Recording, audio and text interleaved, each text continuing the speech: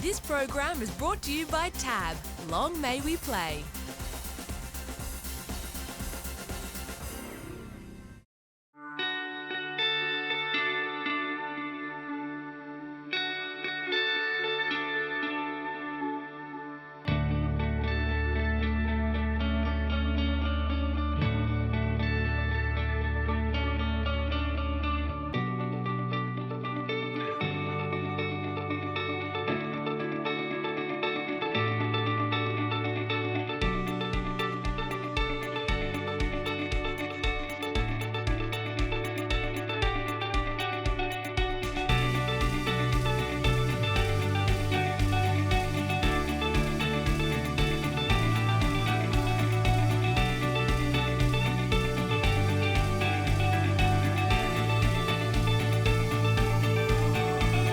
Hello, I'm Caroline Searcy. Welcome to the return of Thoroughbreds Are Go for 2022, promoting this fantastic breed of horse for the wonderful athletes they are, assisting racing owners in finding them their best homes away from the track and educating the equestrian world about their best care. Coming up on the first show for this year, we catch up a few years down the track with Victorian dynamo Fiona McIntyre, well known for promoting thoroughbreds off the track, including her beloved four-time Melbourne Cup runner Precedence. And now Fiona's a finalist in the Australian Stud and Stable Staff Awards. While we think of showing, dressage, show jumping, eventing and other great activities for thoroughbreds, here's a fun and easy one anyone can try. Fashions on the Field is another great new class for the Thoroughbred Sport Horse Association. And in Arrowfield Stud Strappers Stories, we hear another great yarn about how much those who look after our racehorses love them beyond their days on the track. That's all coming up on this edition of Thoroughbreds Are Go.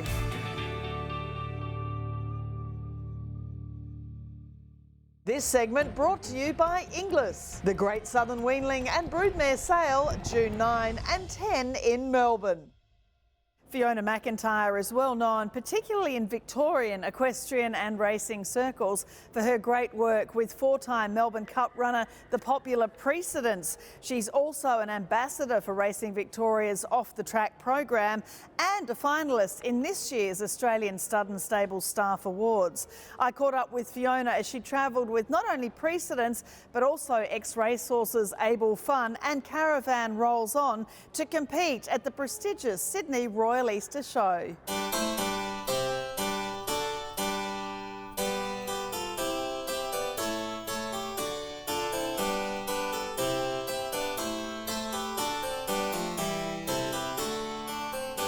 It's fabulous to see yourself and Precedence and Able Fun and Caravan Rolls On here for the Sydney Royal Easter Show.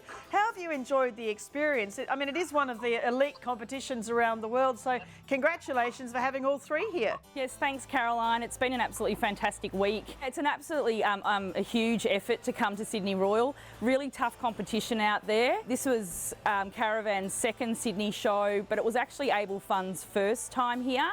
He's only new to the showing world, so for him to step out on that main arena and that centre stage, I was really proud of him and how he handled the atmosphere. He performed exceptionally well, and I couldn't be more proud of the whole three horses. And of course, we have featured you before on Thoroughbreds A Go with the wonderful Precedence. I mean, we know he earned nearly $2 million on the track, and you know, he's been such a great sort of promoter of thoroughbreds off the track. You've done a great job of that with really showcasing him to racing fans and breeding, people following the breeding industry around Australia. How's he coped up here with his Sydney Royal? Yeah, fantastic, Caroline. He's placed in these two classes he's been in so far. Again, yesterday I was quite emotional. Actually, I get quite emotional whenever I talk about Precedence. And he's delightful and really lovely. Yesterday I had one of his fans come and find him to meet Precedence. He followed him when he was racing, and we know he's been finished racing for quite a long time now, but he still has quite the following. And particularly up here in Sydney, we always seem to get a few people pop in and see him, which I'm really proud to share his journey with everyone. Caravan rolls on by 2 lengths. And tell us, so then, since then, with Able Fun and Caravan Rolls On, tell us about how you came to have them that you're working with now and obviously taking them through the show experience. Sure, so Caravan Rolls On was born and bred in the UK and raced in the UK. He came out to Australia. He had some success by winning the Geelong Cup and the Sandown Cup, and when he'd finished racing, Caroline, he was rehomed a number of times. He's a quirky little horse, and he's got a bit of character and a bit of feist, and unfortunately they were not able to find a suitable home for him, so he kept sort of bouncing back to one of the bloodstock agents, Jeffrey Faber, who was caring for him, and Racing Victoria contacted me to see if I would take him and try and give him a home. And I'm always up for a challenge. And so Caravan came to live with me, and he'll stay with me forever. But yeah, he's a character, he's quirky, but I just adore him, and I'm really enjoying, he's really suited to the show ring. He's a little bit of a showman, so he gets out there and flicks his toes and away he goes. Now, Abel Fun. Abel was trained by Chris Waller. He didn't have any success on the racetrack, so he was retired quite young.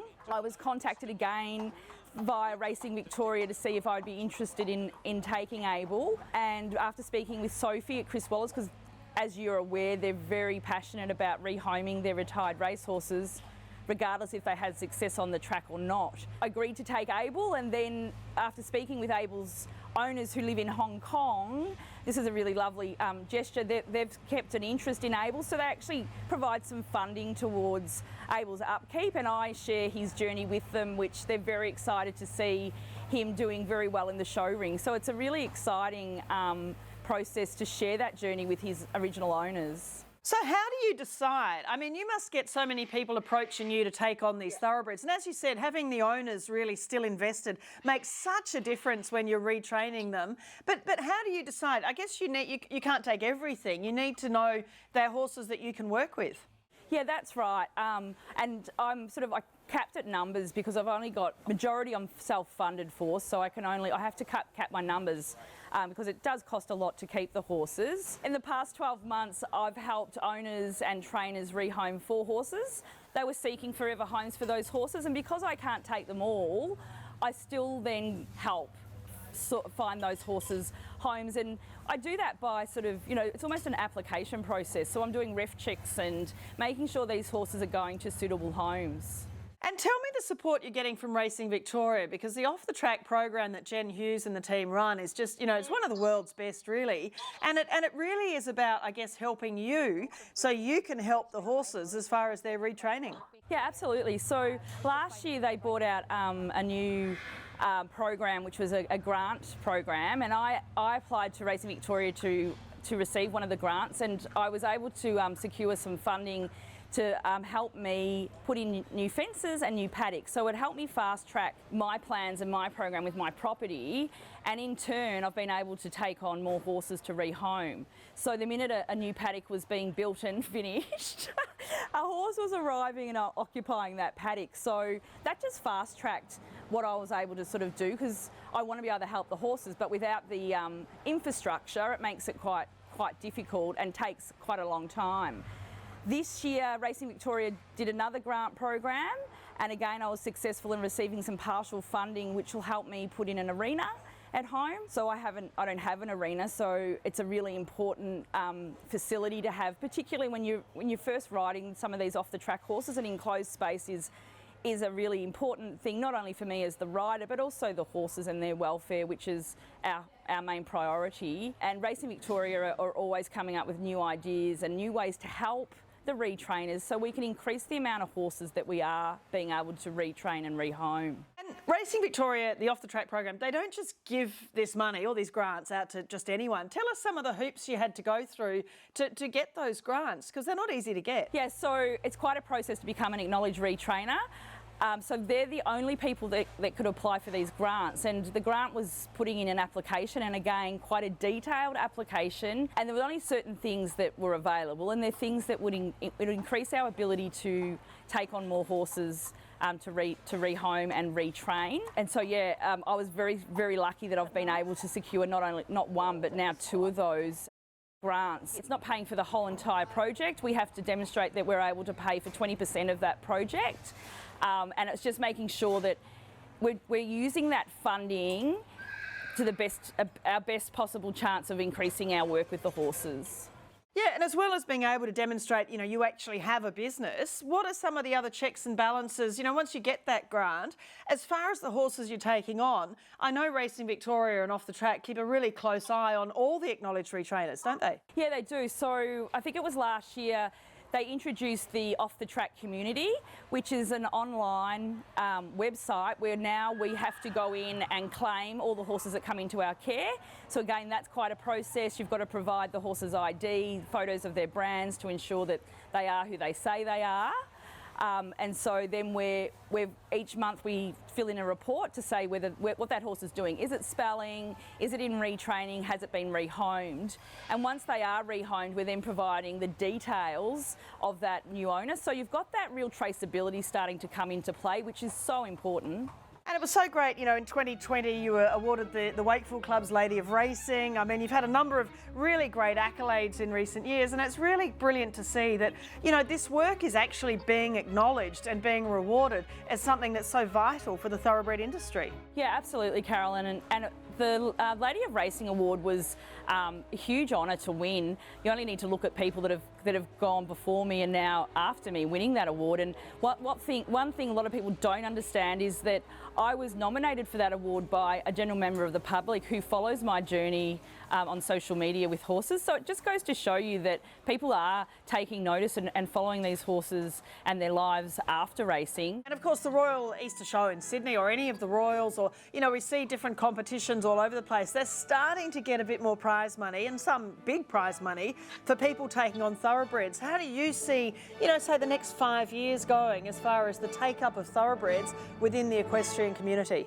What we've faced over the last probably 10, 15 years is thoroughbreds were our go-to horse for all of the equestrian disciplines, but then they started introducing purpose-bred horses. We've had warm bloods come in and crossbreds. So to try and turn that back in favour of the thoroughbred, we've really got to drive demand, and one way to do that is by holding these events, especially for thoroughbreds, and get prize money out there. It incentivises people to go out and get an off-the-track horse with an opportunity to have these specialised events for them. I think it's fantastic, and I can only see it growing and going from strength to strength in the next 5 years.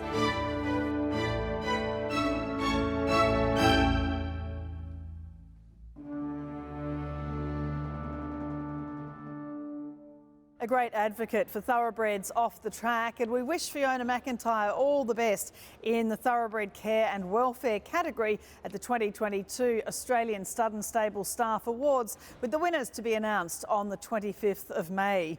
Time for a break on Thoroughbreds Are Go. Coming up, Thoroughbred Sport Horse Association's all-inclusive fashions on the field and what it offers thoroughbred owners who prefer to stay on the ground.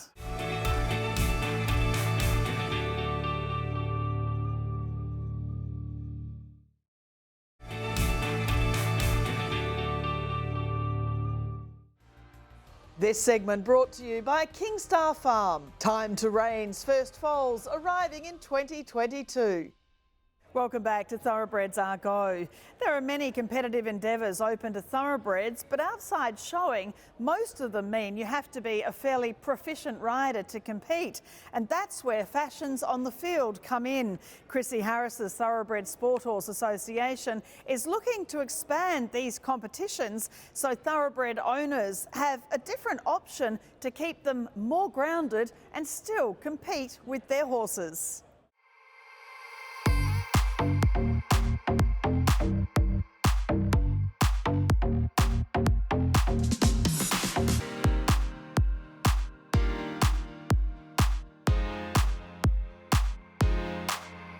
Isn't it just fabulous to see all these thoroughbreds out here, in particular the fashions on the field, the juniors and then the adults? There's just so much they've put into this. Oh, they've just gone to so much effort, and we're so lucky that the weather was not terrible to us and they didn't get their outfits ruined, because they go to so much effort with their outfits. It's like every girl's dream, an excuse to buy a pretty dress and dress up, and your love of your life gets to be next to you with your thoroughbred.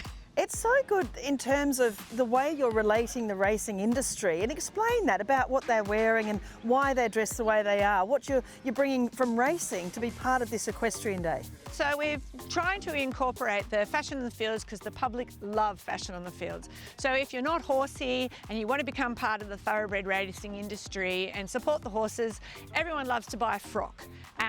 And you can go to the races and participate in the fashion on the fields, and you might not know one end of a horse to the other, but you feel you're participating and you're part of the atmosphere. We're bringing that into the show horses as well. We like to get people to think along the lines of, if you are a racehorse owner, you would get your outfit, you'd be up in the members for the day, your horse goes in the race, he wins the race, and they call you down to click on the lead and lead him back to the marshalling area at the end of the race. Well, that's the outfit you'll be wearing. This beautiful outfit leading your gorgeous thoroughbred with the public in the stands clapping you on and going, wow, isn't that gorgeous? Isn't that beautiful? A quality animal and a beautiful handler as well. We encourage the men as well, because it's very big these days for the men with the fashion on the fields. Their beautiful suits and outfits. They own racehorses. The horses love to have their men handlers as well. So we encourage men and women. It's not all just about the frocks. Groups and the spectators just love to come and watch. And today I noticed all the show jumpers left the show jumping ring to come and watch our fashion in the fields class. Yeah, it was wonderful, wasn't it? And I mean, the winner, Isabella, and her beautiful horse by Dalakani. We saw grandsons and daughters competing, you know, over a Duke's Choice and Lonra. I mean, some of them, they might be from great pedigrees, but they didn't necessarily do anything on the track. But particularly those junior handlers, the three of them, and dear little Cody with his lovely Benny the Mouse, who'd already competed in the show jumping, trying to get him along. It's something that's a real challenge for them. Oh no, and it's great for the, you know, track horses when they've finished their racing. They might not be the best put together thoroughbred in the world. They might not be a supermodel, but they still have a class that they can go in, because it's actually about presentation, how you present the animal, being a partnership, your presentation. Everyone's really good at giving them a scrub and a tidy up and a plait. So those horses that might not be a fantastic ridden horse anymore, or a great juniors horse, and like that lovely old Benny, you know, he's not the most outstanding show animal anymore, but he has a class that he can go in and have purpose and still do well. And a lot of fun, and the kids enjoy it, older people love it as well, so they always got something that they can do. And that tradition, I love the little bit of the tradition coming into it, and I like to think of that My Fair Lady moment that we all dream about, and the horses get to be involved. What? Yeah. I love getting him all dressed up and looking pretty, you know, getting all his feet clean, him looking gorgeous, and then getting to dress up myself. This was actually a last minute outfit. We figured it out yesterday, so this is actually one of my mum's friend's dresses, but yeah, mum made the hat. Are you riding as well, or mainly showing? Mainly showing and obviously riding him in shows, so he's an ex-racehorse. He was pretty good as a racehorse, and now he's a show horse. Do you think they enjoy it? I mean, they do like to be doing something, don't they? Yeah, I think he loves getting ridden. He always comes down out of the paddock. If I go to the gate, he'll run down to me, so I think he likes the attention. It is just something that people probably don't think about doing. No, they don't. I think they just think they're racehorses, and then they go off into the paddock and don't do anything, but they're very good show animals, and yeah, he's a very good show animal, so I love him. Was he? He was quite good, Yeah, he is. We have some unspoken rules with it, as you would if you were doing a fashion in the fields at the big race days. So we like to see sensible, comfortable footwear, closed in toe, don't need a squash toe. A small heel's acceptable, but it should be secure. Maybe some gloves so that their hands are protected on the lead. We like to see the ladies with a little handbag to carry their racing tickets and their guide.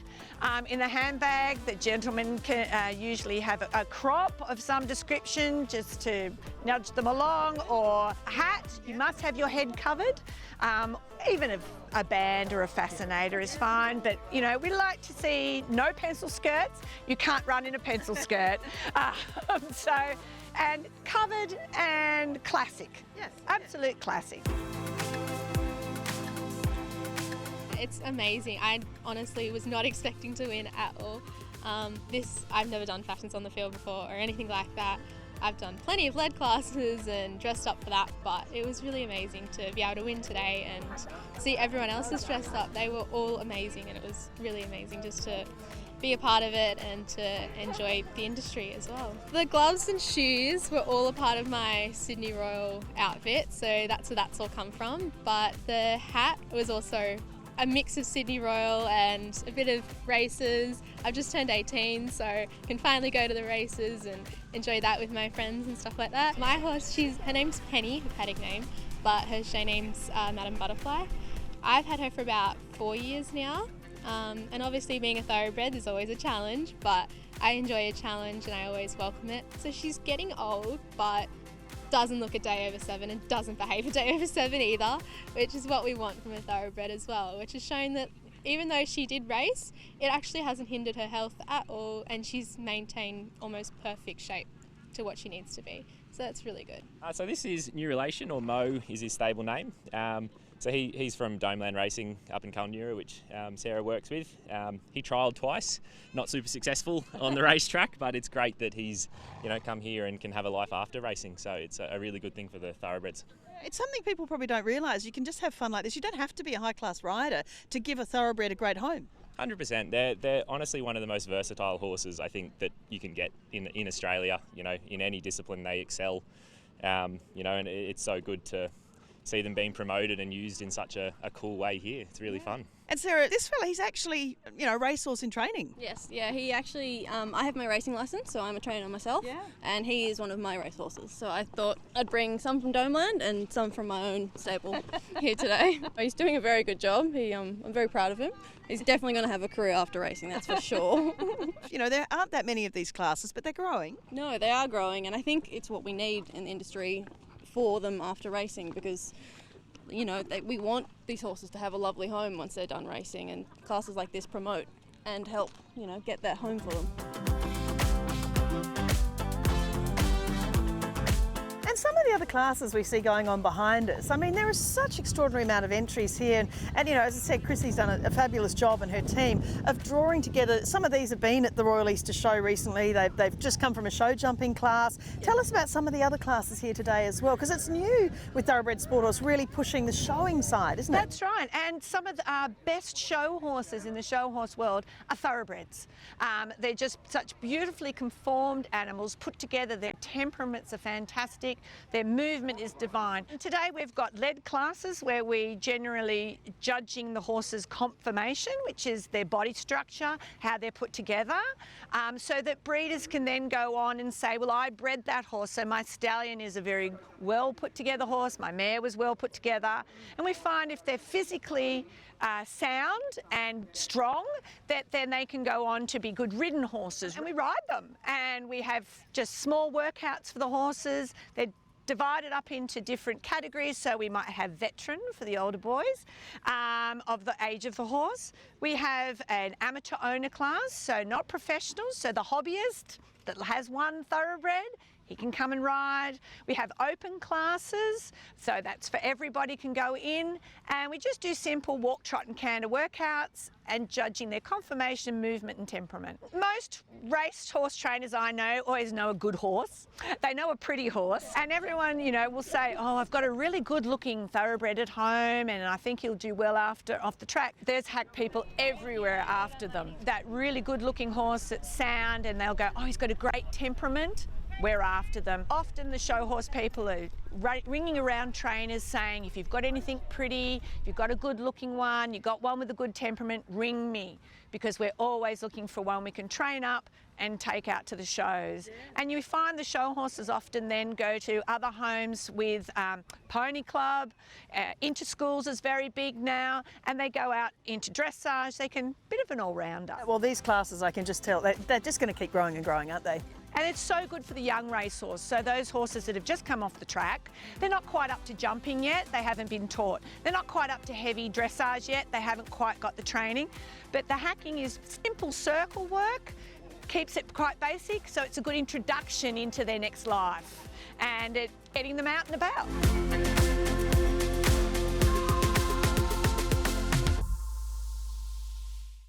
Such a great event, bringing the glamour of racing together with the hands-on fun of competing with thoroughbred. Time for another break on Thoroughbreds Are Go. Coming up, a son of Nature Strip sire Nakoni features in Arrowfield Studs' Strapper Stories.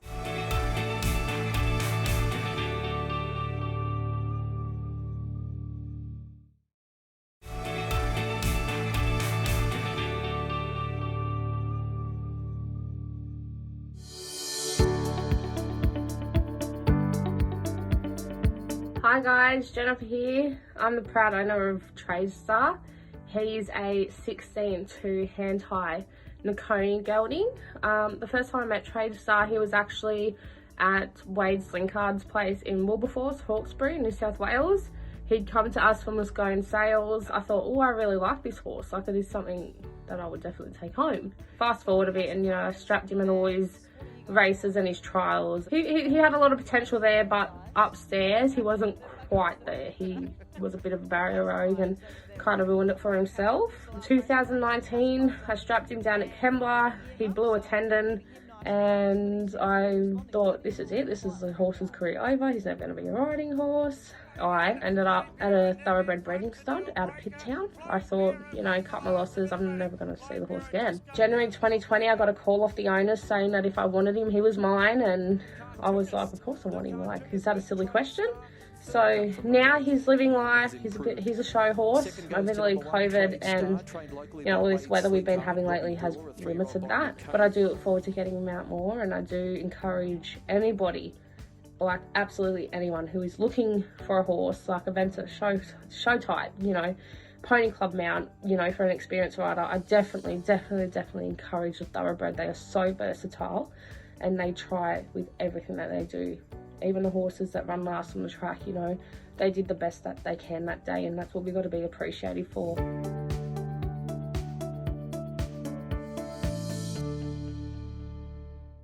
The love of the thoroughbred is so apparent in anyone who works closely with them in the racing industry. That's it for the return of Thoroughbreds Are Go for 2022. Make sure you're watching again next week as we see what happens to ex-racehorses returning from Hong Kong, ensuring they live a long and happy life. And New South Wales trainer Kim Waugh, a passionate rehomer of her thoroughbreds and a strong advocate for their care right throughout their lives. That's next week. I'm Caroline Searcy. I look forward to seeing you then.